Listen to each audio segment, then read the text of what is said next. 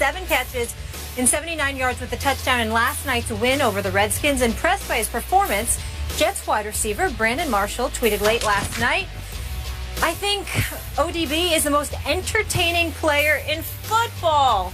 Swag, most entertaining ever is at Ocho Cinco." All right, guys, who is the most entertaining player in the NFL right now, Stephen A.?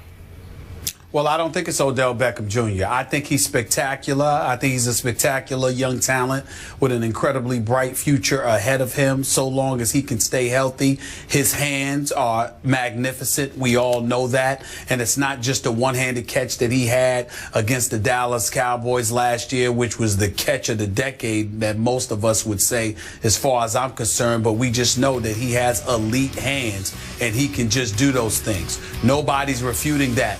But I would dare anybody, I would challenge anybody to sit there and definitively say that I'm wrong when I say the most exciting receiver in the NFL, would have the most entertaining, is Antonio Brown for the Pittsburgh Steelers.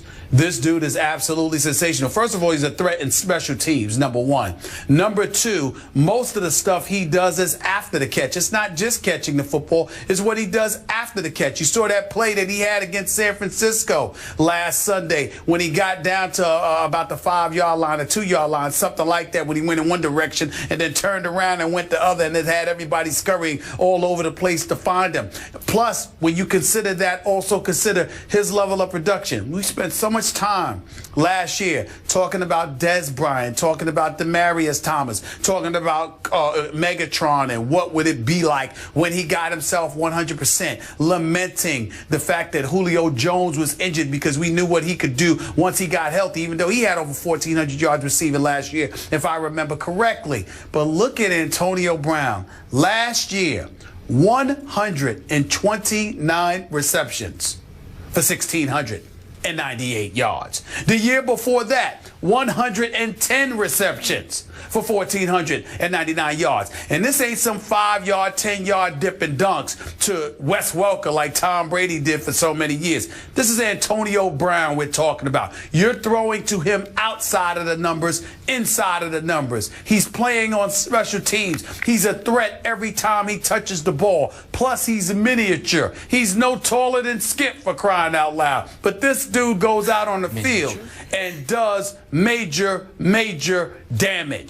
And I would say to you that as great as Odell Beckham is and obviously will be, I'd like to see him do what Antonio Brown is doing on a consistent basis, because this kid is spectacular. Of course, you want a Steeler over a Giant, but I understand. Rightfully so. By the way, whatever. Y'all are getting all personal. I'm slightly insulted that you referred to me as miniature. Yeah, he's not You're going to make me take my shirt off? I didn't say that. Yeah, I didn't say that. Miniature.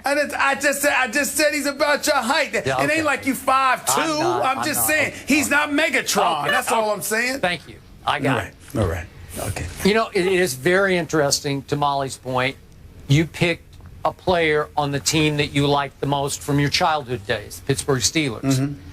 Okay, I'm going to evaluate this question. I'm going to sort of define this question by, would I go out of my way to watch that guy play on television if I had other things to do? Would I say, I just can't miss that guy?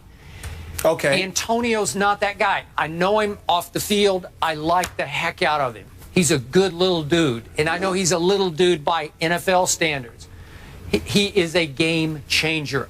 You made a very strong case and an almost case closed kind of case. So I can't knock it.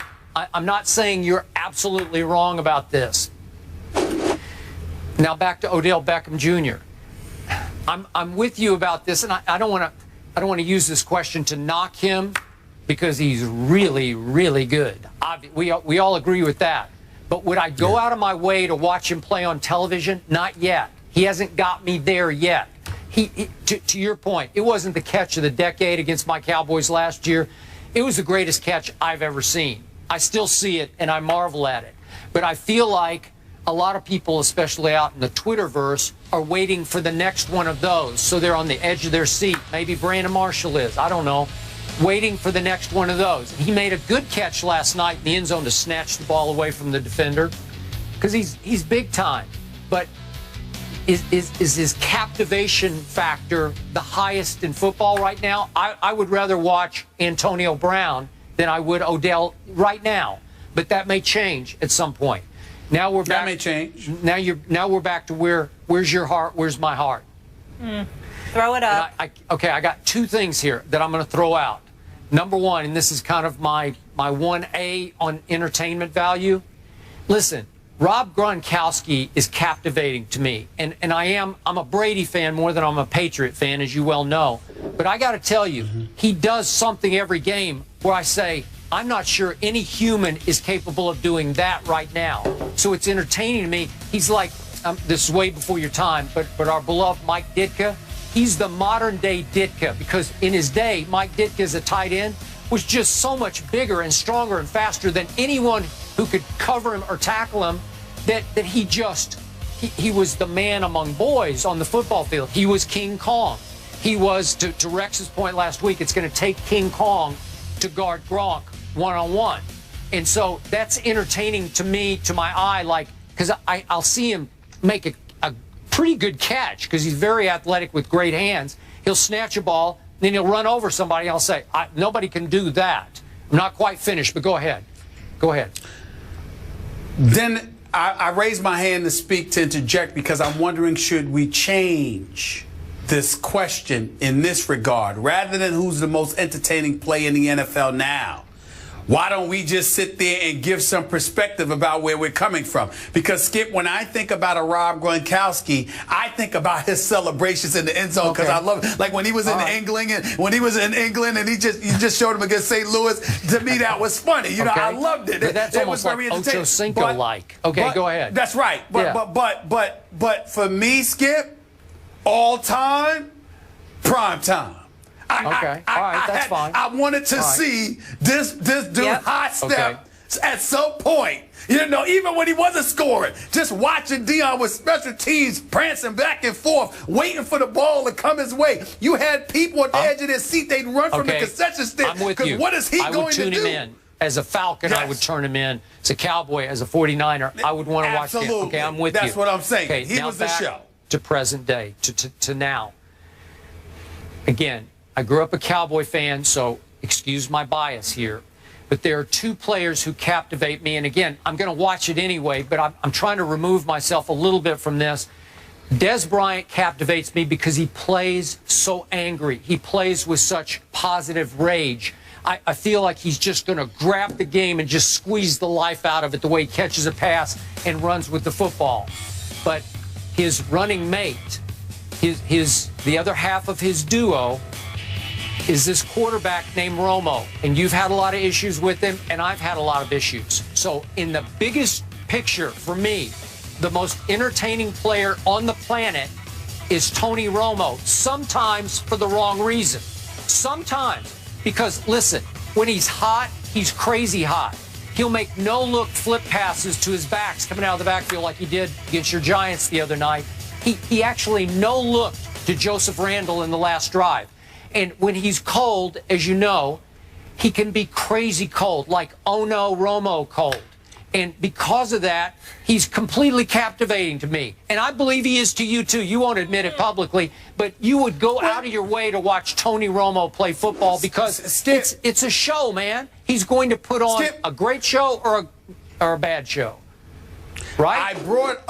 I brought up the past to give us some kind of perspective as how we were judging this question. But if you're going to use that as an analogy, you're basically saying for the good or the bad, it makes it entertaining. If that's the case, Skip, for me, I could throw Jay Cutler into the conversation because I'm always waiting for that accident. He doesn't do enough good. But wait a minute. Everybody in the war room on Sunday, we're sitting in the room saying, Stephen A., what is Cutler going to do for you? I said, don't turn it off your screen. He's coming. He'll make it. Okay. So I'm saying, if you're talking entertainment on that level, sure, I could throw Cutler in there. I wasn't thinking like that. But is Jay Cutler as good as Tony Romo? No, Tony Romo can be great. I mean, great. But I'm saying that when you are clamoring to watch somebody play, It's that you're waiting for something magnificent and sensational and box office style. That's what I was talking about with Antonio Brown compared to an Odell Beckham Jr. I wasn't thinking about somebody who could wet the bed and tank it so badly it have you laughing, because I'd throw Jay Cutler into that conversation. No, I won't go out of my way to watch him, but I can't miss a Romo game. And again, you can say I'm speaking with my heart, but you surprised me with that, though. I thought you were going to say Dez. That's definitely your heart. Because I don't want to miss Dez, but Tony Romo I could miss. You can miss I Tony thought you were Romo? going to go. Yes. Dez, can't miss. All right, how about those Ravens? By the way, Molly, could you please stop throwing up that X sign? You've done it about 7 times whatever. in the last 2 shows. I don't even want to hear it from you. I don't even want you to claim the Giants anymore. X sign. Steelers fan. You don't even like Eli. She just called you a fake Giants We're fan. talking about the Ravens no one and from Bengals Connecticut next. is Stop allowed it. to tell and stop me hating what on kind of Connecticut. New York fan I'm supposed to be. You love Bristol.